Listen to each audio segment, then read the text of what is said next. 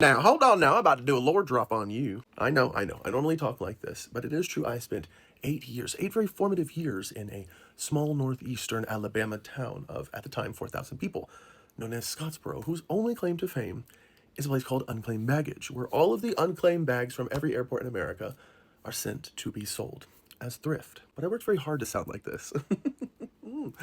Oh my goodness gracious. There were many years where I did not. And when I moved from Alabama back to Florida, Florida is commonly known as the least southernmost state, in that a lot of Floridians don't sound southern. So if I wanted to fit in, I had to drop my accent. But there is also a little bit of a stigma I'd like to talk about here, which is that a lot of times if someone has a southern accent, they're considered or perceived as less intelligent.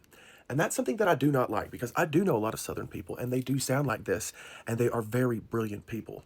And that stigma is something that bothered me, because I don't mind talking like this. My sister still talks like this. She moved back to Alabama to raise her family there in an even smaller town on an even littler farm. And I'm incredibly proud of her.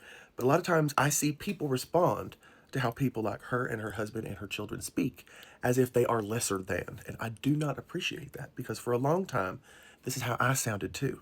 And I want to ask you, if I was coming to you talking like this, bringing history and facts and knowledge and evidence, would you be less likely to believe that I knew what I was talking about? Because if that's the case, I think you might have a little bit of prejudice to unpack. And I'm not talking about you. I'm talking about anybody who responds to this sound in that way.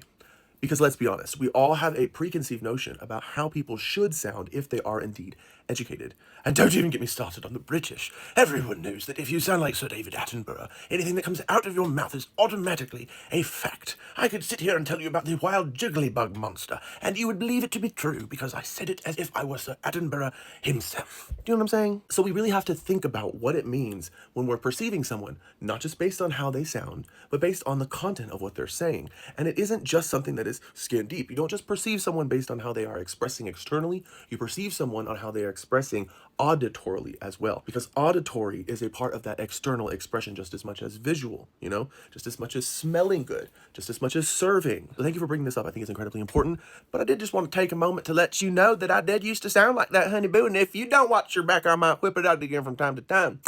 So do be careful. Keep your boots clean, and till next time, boot scoot and boogie on, because I love you.